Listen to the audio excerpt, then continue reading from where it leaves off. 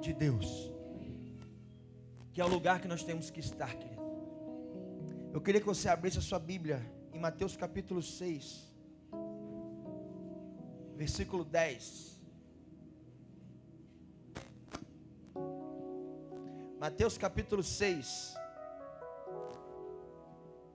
versículo 10. Quem que entrou fala amém? Aleluia. Espera um pouquinho, estou esperando. Mateus capítulo 6. Irmãos, essa semana, mas eu bati tanta perna, você não tem noção. Tirei uns dias de férias no trabalho, peguei minha digníssima esposa e ó, pirulitei. Saímos de lua de mel, foi bom para chuchu. Depois visitamos nossos pastores. Amém? Faltou só um pastor para visitar. Estou tentando agendar para essa próxima semana. Que são os nossos pastores, homens que oram, intercedem por nós, cuidaram da gente. Foi bênção demais. E preguei em outros lugares também, preguei. Mas a saudade fica, né, irmãos? Tem que voltar para casa. E por isso estamos aqui mais uma vez. Glória a Deus. Mateus capítulo 6, verso 10. Amém? Assim diz a palavra do Senhor. Ai, Pai, cadê a palavra aqui? Venha o teu reino, seja feita a tua vontade, assim na terra como no céu. Mais uma vez, venha o teu reino, seja feita a tua vontade, assim na terra como no céu. Já que vocês repetiram comigo, vamos juntos no 3, 1, 2, 3. Venha o teu reino, seja feita a tua vontade, assim na terra como no céu. Senhor, louvamos a Ti pela Tua palavra, que agora vamos compartilhar com a Tua igreja, segundo aquilo que o Senhor tem falado ao nosso coração. Muito obrigado por estar diante da Tua noiva, para trazer essa Tua palavra para ela, em nome de Jesus, amém. Amém, querido? Pode sentar. Essa caixa aqui é para fazer o que com ela? Pode ligar, pode fazer o que? Irmãos, a palavra de hoje vai falar do governo de Deus. Fala assim, governo de Deus. Governo de Deus. O texto que nós acabamos de ler, ele está dentro da oração universal, dentro da oração que Jesus Cristo nos ensinou. Quando Jesus falou assim, quando vocês forem orar, Mateus capítulo 6, a partir do verso 1, quando vocês forem orar, não façam como os hipócritas, fariseus, que oram na passão pública, levantam a mão, fazem aquele escarcéu todo, mas eles são só sepulcros caiados. Quando vocês forem orar, entra no secreto, entra no seu quarto, fecha a porta atrás de você, fala ao Pai que está em secreto, e o Pai que está em secreto vai te revelar as coisas dele. E ele falou assim, então aí quando você for orar, você vai orar assim, vem ensinando a oração universal, que é a oração do Pai Nosso, que é a oração mais conhecida no mundo, amém ou não amém? Todo mundo ocidental, pelo menos, conhece essa oração. Como assim? Pode ser que os chineses lá não conhecem oração. Pode ser que a Coreia do Norte não conheça essa oração. Ainda que tenhamos cristãos infiltrados lá fazendo evangelismo, essa oração é proibida lá. Mas a maioria do mundo conhece a oração do Pai Nosso, que é a oração universal. E quando Jesus nos ensina a orar, Ele fala, nesse ensinamento, é necessário pedir ao Senhor que estabeleça o reino dEle na terra, como é no céu. Que estabeleça o governo dele na terra, como ele governa no céu. É uma necessidade de oração. Então nós temos que orar para que se estabeleça o reino, o governo de Deus na terra, da mesma maneira que é no céu, amém ou amém? Mas aí eu fui olhar o que é governo. Eu fui fazer umas pesquisas. E governo é a organização. Gente, alguém desliga a caixa, arruma a caixa, porque mais um chiado eu explodo junto com ela. Aí, obrigado, Michele. As mulheres vão dominar o mundo, irmãos. Aleluia. Obrigado, Michele. Aleluia. Ô glória às irmãs, ô glória. Irmãos, olha só.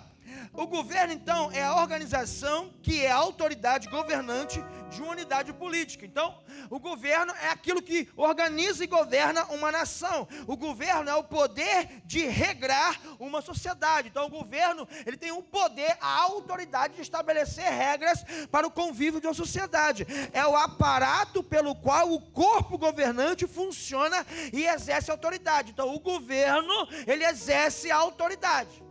Ok? Governo é o órgão ou entidade que tem como função dirigir uma nação, um povo, e para isso tem autoridade. Então, nesse texto que nós estamos lendo, Jesus nos está ensinando que devemos orar de tal e tal forma, e nessa oração que Ele nos está ensinando, Ele fala, temos que pedir que o reino do céu seja estabelecido na terra. Como assim?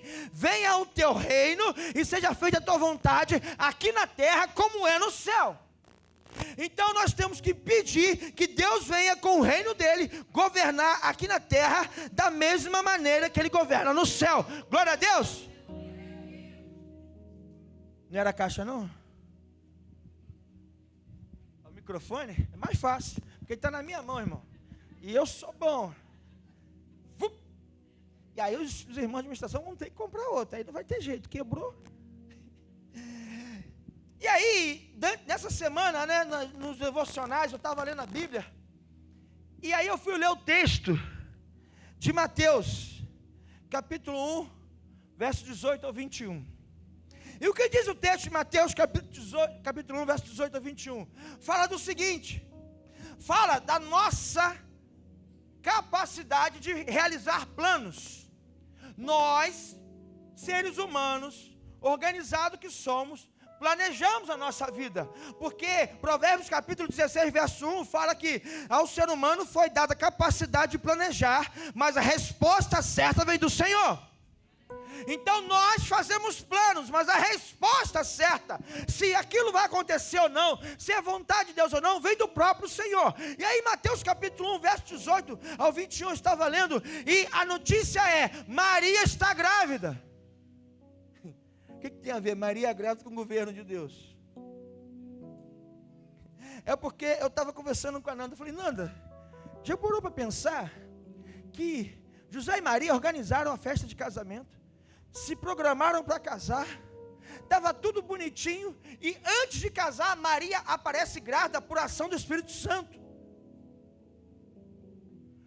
E aquele planejamento de casamento quase que vem ao fim, quase que cai por terra, porque José não quis mais casar-se com Maria, e ele ia deixá-la secretamente para não expor Maria, não é isso que você conhece? Mas aí o anjo do Senhor apareceu e já falou, José, o que está acontecendo é que ela vai conceber do Espírito Santo, vai dar o nome de Jesus do menino. Então José aceitou aquela condição, e cumpriu-se o propósito de Deus, mas o propósito de Deus cumpriu-se interferindo num plano do ser humano, ou seja, o nosso planejamento que está no nosso governo, o governo da terra, ele sofre interferência do governo de Deus. E todo o governo de Deus, ele vai infringir nos nossos planos, em nossos projetos, em nossa vontade. Poxa, mas estava tudo organizadinho, mas então Deus veio e mudou tudo. Estava tudo no meu controle, e aí Deus veio e tirou o controle da minha mão, mas o controle continua na mão dele. E a gente fica tentando tomar de volta o controle de uma vida que nós dissemos entregar para Jesus. E se minha vida está com Jesus, o governo da minha vida é governo de Deus. Mas se o controle da minha vida está nas minhas mãos, eu ainda que digo que sou servo de Jesus, o governo é da terra.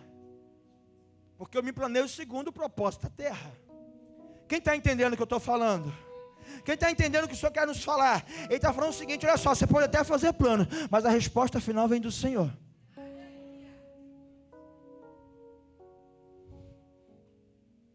E quando Deus quer estabelecer o governo dele, a vontade dele, que é soberana e perfeita, vai sobrepor a nossa vontade humana. Vai sobrepor, mas eu pensei que fosse, eu pensei que era. Vai sobrepor tudo que eu tinha pensado e planejado. Mais uma vez eu digo, não temos que deixar de planejar, pelo contrário. Nós precisamos planejar, mas Provérbios 16 já disse, a resposta final é do Senhor. E como que eu planejo? Eu planejo segundo aquilo que eu acho que eu devo fazer para a minha vida, a médio, longo, curto, médio e longo prazo. mas é o Senhor quem vai dar a resposta final. É o governo de Deus que tem que vir e direcionar a minha vida. Porque o governo de Deus interferiu no governo da terra quando disse: Maria está grávida. E mudou completamente a história da nossa vida.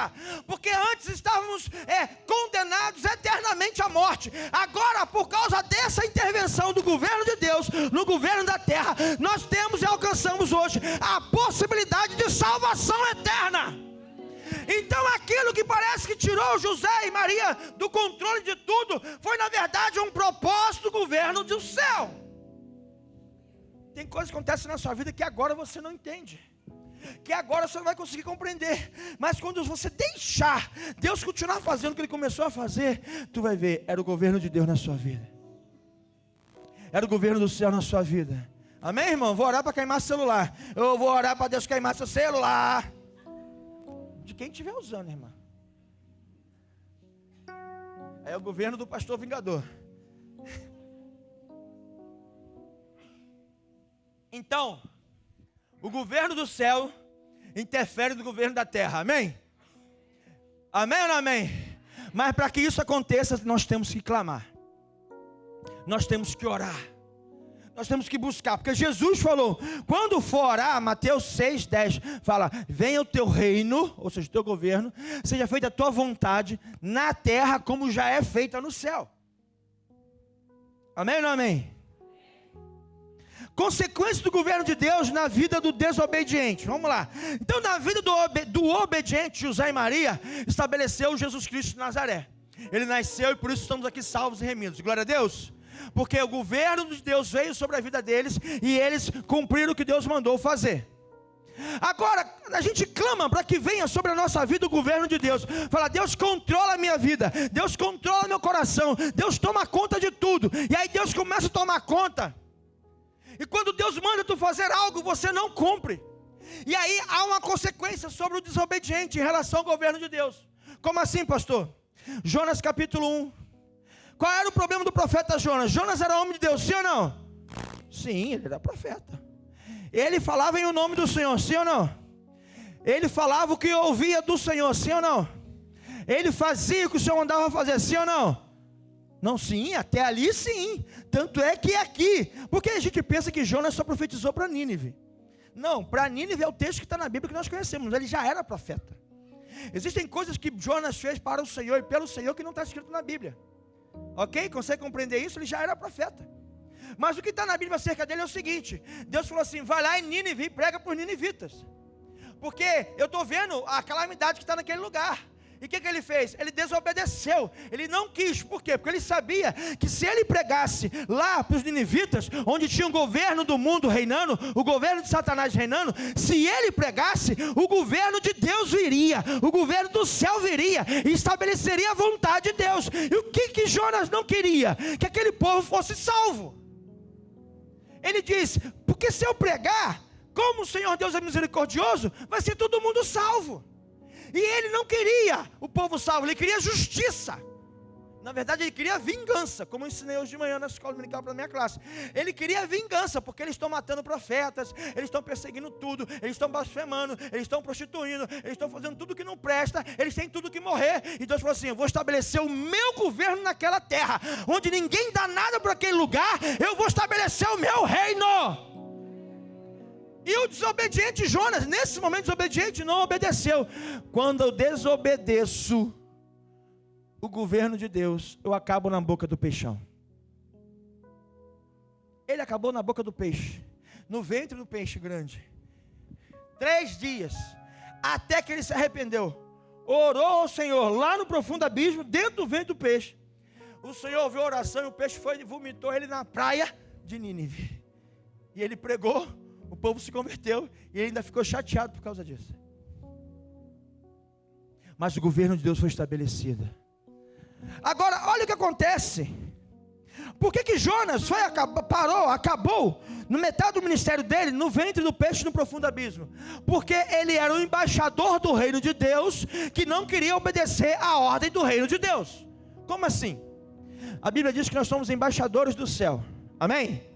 O que é um embaixador? No caso das irmãs, uma embaixatriz. Já ensinei aqui, vou repetir. o embaixador ou a embaixatriz é representante do governo que o enviou em uma nação que não é a sua. Como assim? O embaixador do Brasil na Itália, ele é representante do governo brasileiro na Itália. De maneira que a embaixada brasileira na Itália, do portão para dentro, não é território italiano, é território brasileiro.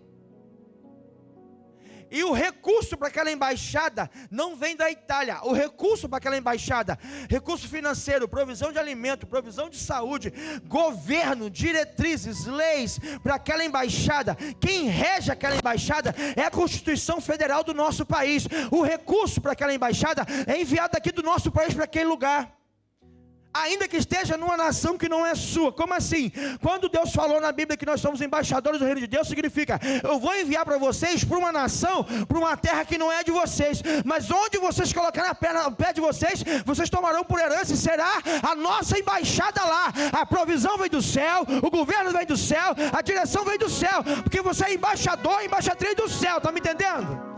Então tem que cumprir o que Deus está falando para cumprir onde você estiver. O que Jonas fez? Não quis cumprir a ordem do céu em Nínive, sendo representante da embaixada ali naquele lugar, na embaixada do céu. Por isso acabou na boca do peixão. Quando Deus te chama para tu cumprir um chamado, e você se coloca à disposição para cumprir, e começa a negligenciar, o que pode acontecer contigo é acabar no ventre do peixe no profundo abismo. Depois fala assim, depois que eu virei crente, depois que comecei a trabalhar na igreja, as coisas pioraram. Você começou desobedecendo. De maneira que quando o Senhor obedece, Deus faz cumprir. Jonas foi para Nínive, sim ou não? Sim ou não? Não, ele foi levado, ele não queria ir, foi o peixe que levou ele para lá. Ele acabou na boca do peixe, não foi isso? E quando ele se arrependeu, o peixe se encarregou de colocar ele plantado lá. Deus se encarrega de fazer você cumprir seu chamado, quando você coloca na posição, amém? Então, o reino de Deus, o governo de Deus é estabelecido, mas quando eu desobedeço, posso sofrer consequências, como acabar na boca do peixão. Outra coisa, Ananias e Safira, Atos, capítulo 5, versículo de 1 a 10. Todo mundo conhece a história de Ananias e Safira? Eles venderam uma propriedade, levaram o dinheiro para o pé dos apóstolos, falaram assim, aqui está o recurso da venda da propriedade, como se fosse o recurso todo, 100%. Só que eles não tinham levado 100%, eles tinham retido uma parte. Qual o problema disso? A mentira. Por quê? Por que os apóstolos falaram? Olha só, por que vocês estão falando dessa forma? Porque sabemos que vocês estão mentindo. Porque quando vocês tinham a propriedade, ela não era de vocês, estava na bênção. Quando vocês venderam, o dinheiro também não era de vocês. Também não tem nada errado nisso. O que tem de errado é você vir ofertar dizendo que está trazendo tudo, mas está retendo uma parte. Aí que está o problema. Vocês poderiam ter falado assim, aqui está uma parte do recurso da nossa venda da propriedade. Glória a Deus, aleluia, está abençoado. Mas havia mentira. Eles mentiram aonde? Diante dos embaixadores do reino de Deus, dos apóstolos. E por isso caíram fulminados. Primeiro Ananias, depois Safira. No tempo da graça. O que a gente quer falar com isso? O que a gente quer dizer com isso? Não tente enganar os embaixadores do reino de Deus, porque o Espírito Santo revela a verdade e o julgamento é imediato. Que é isso, pastor? Aqui, como é que eles caíram fulminados? O tempo da graça, caíram mortos. Hoje você pode não cair morto literalmente, mas pode cair morto espiritualmente. Você caminha, gente, me ajuda, por favor. Você caminha na casa do Senhor, diante do reino de Deus, diante dos sacerdotes do Senhor, diante dos servos do Senhor, e quer viver uma vida de mentira. Onde está o governo de Deus, não tem governo de Satanás. Por quê? Porque Satanás é o pai da mentira. É como se Satanás estivesse tentando infiltrar no governo de Deus. Mas ele não pode entrar no governo de Deus, porque de lá ele foi destituído quando quis ser maior do que Deus. Você está entendendo isso? Então, querido, aonde está estabelecido o governo de Deus, não vai subsistir obra de Satanás. É por isso que muitos que começam a caminhar e começam a fazer obras que não são do Senhor, acabam esfriando, esmorecendo e morrendo. Por quê? Obrigado, filho. Amém. Por quê? Só dá uma ajustada para mim, Pedro. Por quê? Porque estão tentando viver a obra das trevas no meio da obra da luz, no meio do reino de Deus. Onde está a luz? Onde está a luz, a treva não subsiste. A luz, as trevas não subsistem, queridos. Lá em João capítulo 3, versículo 16 ao 21, o apóstolo João vai deixar muito claro: aqueles que querem caminhar com a luz, correm para a luz, mas aqueles que estão praticando obras de treva, e não querem abrir mão delas, correm da luz, porque sabe que se ficar vai morrer. Quem está entendendo? Governo do céu. Então, se você é representante de Deus, você é embaixador do reino de Deus, a luz está sobre você, não pode haver diante de você obra do inferno. Então, se na nossa comunidade ainda estamos vivendo as coisas como temos vivido, ainda não está da maneira segundo a palavra de Deus, ou segundo aquilo que você tem orado, pode ser que eu e você não temos sido fiéis àquilo que o nosso Deus que nos enviou como embaixador para essa terra está querendo que façamos. Podemos estar negligenciando o nosso chamado e vivendo até como Jonas, clamando por justiça humana, quando tem que vir o reino de Deus estabelecido naquele lugar. Amém? 2 Coríntios capítulo 6, versos 14 a 18. O apóstolo Paulo vai ensinar que não há comunhão entre luz e trevas. Fala do jugo desigual. Que comunhão pode haver entre luz e trevas? Que sociedade pode haver entre luz e trevas? Que harmonia pode haver entre o governo de Deus e o governo desse mundo, o governo das trevas? Não há comunhão. Ou seja, se o mundo não me persegue, se o inimigo não está me perseguindo, eu dizendo que sou um servo do Senhor, pode ser que eu esteja mancomunado com as coisas das trevas. E então eu já sou das trevas. Você está me entendendo? Porque quando tu vai olhar lá o texto, abre o texto, 2 Coríntios capítulo 6, vamos lá. 2 Coríntios capítulo 6, versículos 14 ao 18.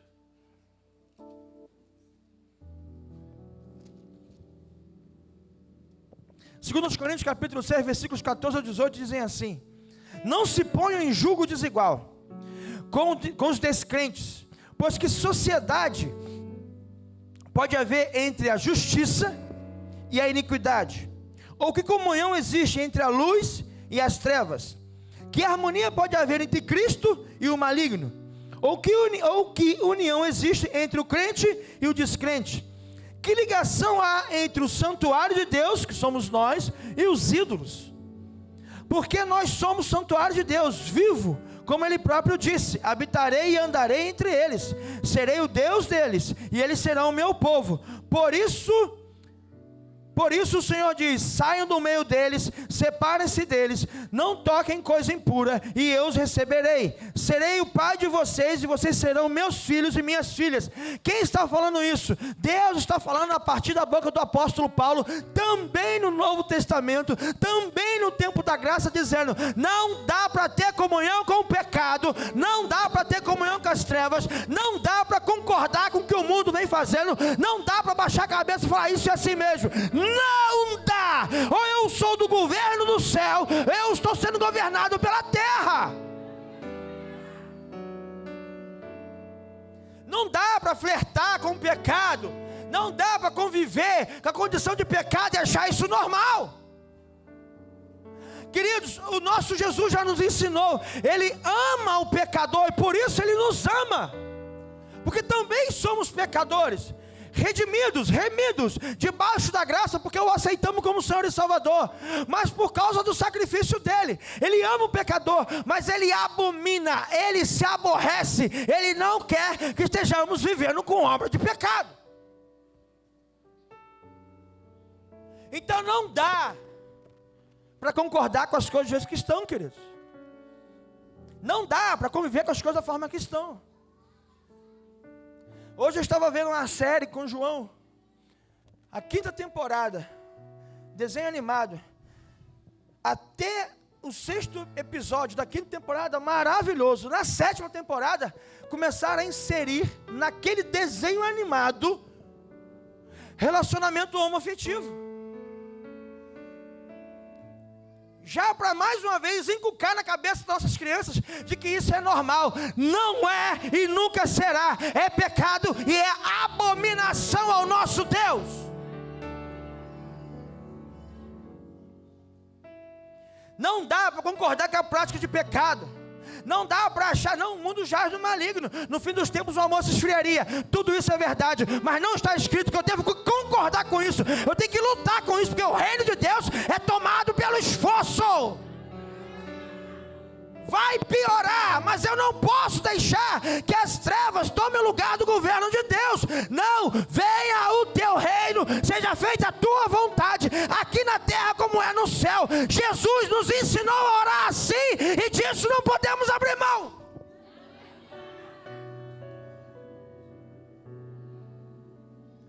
Então não dá para concordar com o pecado, querido. Não dá para aceitar a prática pecaminosa. Pastor, então como é que eu vou evangelizar o pecador? Tu vai evangelizar sendo luz. Tu não vai deixar de ser amigo do pecador, mas nunca vai concordar com a prática de pecado. De maneira que quando você chega no ambiente, querido, o governo de Deus se estabelece. Quando tu chega no ambiente, as trevas são dissipadas. Ou seja, se tu chegou numa roda que era de escarnecedor, quando tu chegou, acabou o escarnecimento, não é mais. Porque chegou o governo de Deus. Por quê? Porque você representa esse governo de Deus.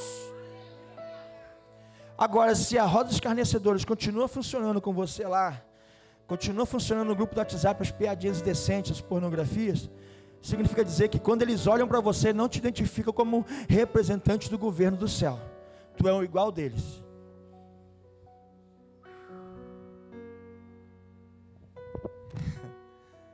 Venha o teu reino. Seja feita a tua vontade, na terra como já é no céu. Jesus está mandando a gente orar assim. Você está entendendo isso? Amém ou não amém?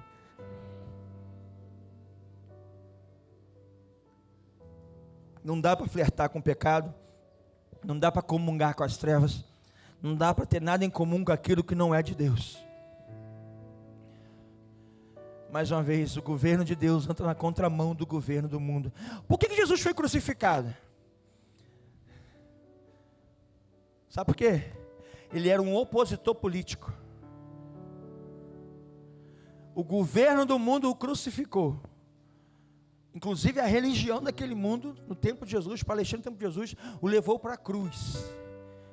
Como sentença de um opositor àquele governo. Se Jesus foi crucificado porque se opôs ao governo do mundo, por que o governo do mundo está feliz com a nossa presença aqui?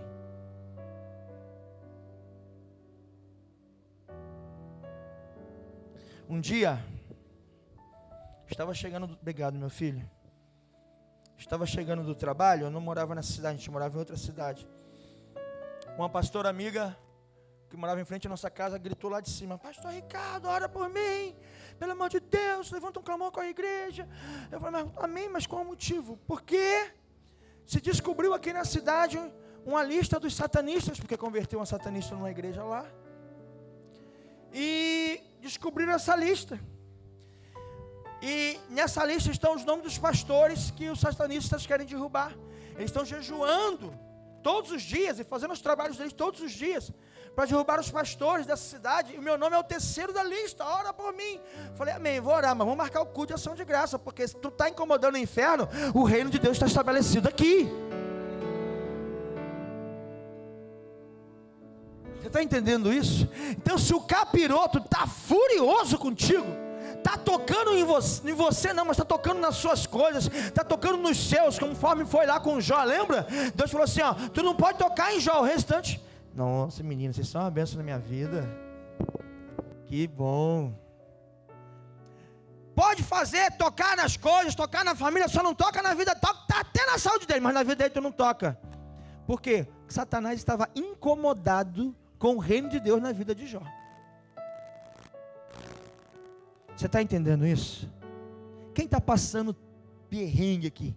Perseguição, problema de doença, falta de dinheiro. A falta de dinheiro que não está relacionada ao seu descontrole financeiro, amém? Tem nada a ver com isso. Não é Mamão que é o rei da tua vida, não tem nada a ver com isso. É coisa de perseguição. Viu que já deixei uma outra pregação engatilhada para o próximo domingo agora? Pode ser porque o reino de Deus está na sua vida, querido. Então é motivo de glorificar, de exaltar. Porque o capiroto está tentando, e tu está lá. Aleluia, glória a Deus. Aleluia, glória a Deus. Por quê? Porque você vive pelo governo de Deus, o governo do céu. Aleluia. Deve ser a frequência. Isso. Ainda bem que tem um montão, né? Vai trocar. Aleluia. Amém, irmãos? O governo de Deus já está em nosso meio. Glória a Deus. Mas ainda não. Como assim? João capítulo 4, verso 23 e 24 diz assim: a hora vem, mas já chegou, em que os verdadeiros adoradores adorarão o Pai em espírito e verdade, porque o Pai procura aqueles que assim o adoram. Deus é espírito, e importa que os seus adoradores o adorem em espírito e em verdade. Ou seja, a hora vem, ou seja, o reino de Deus vem, mas já chegou. Como? Onde você chega, eu disse e repito, tem que ser estabelecido o reino de Deus. Mas aonde você não está, pode ser que não esteja lá o reino de Deus, porque você não está lá. Então, o reino de Deus já está em nosso meio, e no nosso meio tem que governar o próprio Deus. Ele é o rei do seu reino, ele é o governador do seu governo. As leis que ditam o governo do céu, o governo de Deus, são a palavra de Deus. Então já está no nosso meio. É por isso que nós temos que abrir igreja, abrir célula, expandir o reino, porque quanto mais lugares falando do reino de Deus, mais estabelecido está sendo o reino de Deus na terra. Aonde no meio da escuridão tinha uma lâmpada acesa, agora nós temos 16 lâmpadas acesas. Por quê? Porque nós temos 15 células, mais a nossa igreja. E nós vamos abrir mais células esse ano. E vamos ter mais lugares proclamando o reino de Deus. E mais iluminado estará esse lugar. Então menos trevas teremos. Então temos que estabelecer o reino de Deus, falando do reino de Deus, que já está em nosso meio, mas não por sua plenitude. Amém? Então nós entendemos que existem dois reinos. Fala assim, existem dois reinos. O reino dos céus, o governo de Deus. O reino das trevas, o governo de Satanás. Por quê? Porque o mundo jaz, está morto, né? No maligno. A pergunta que eu quero fazer para você é a seguinte: a qual dos reinos você está servindo? Qual é o governo que dita as suas leis? Quem é que governa a sua vida? O reino de Deus, o governo de Deus ou o governo do mundo? Mateus capítulo 7, versículos 21 a 23, dizem assim: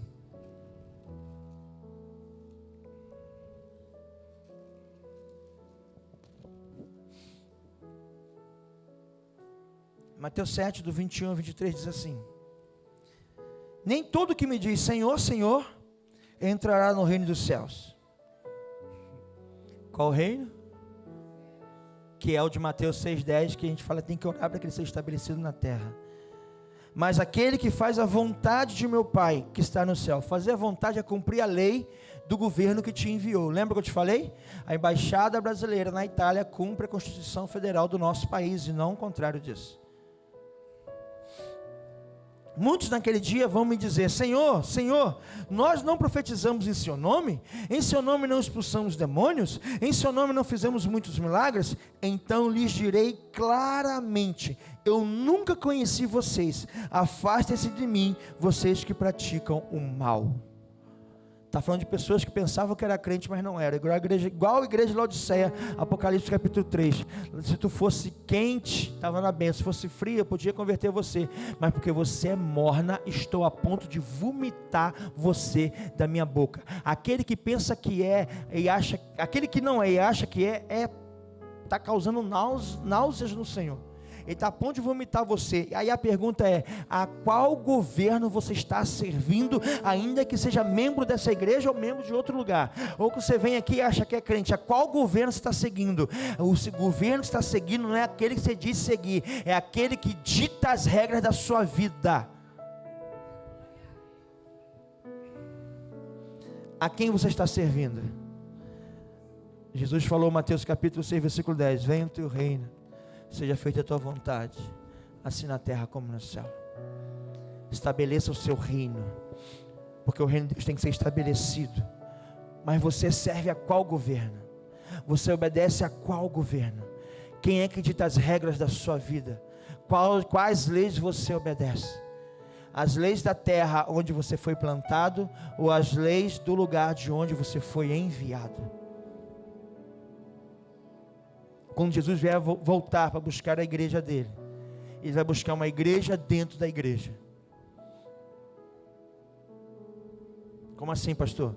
Nós não sabemos quem é joio e quem é trigo dentro da igreja.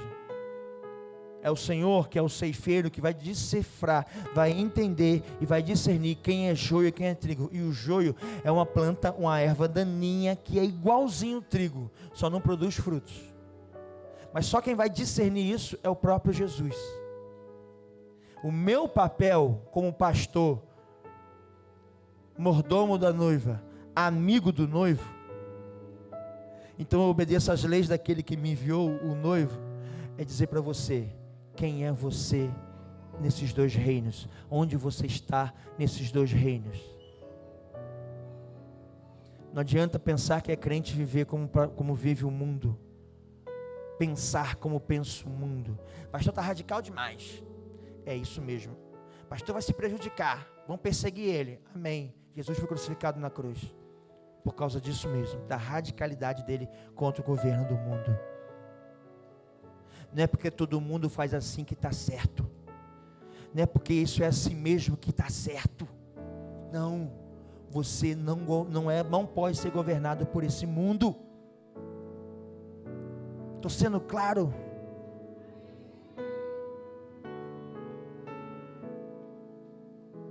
Você precisa amar o pecador, mas nunca, jamais concordar com a prática de pecado dele ou dela. Ainda que a discordância o afaste de você, faça o que Deus mandou você fazer, porque você é enviado de Deus. Fique em pé no seu lugar.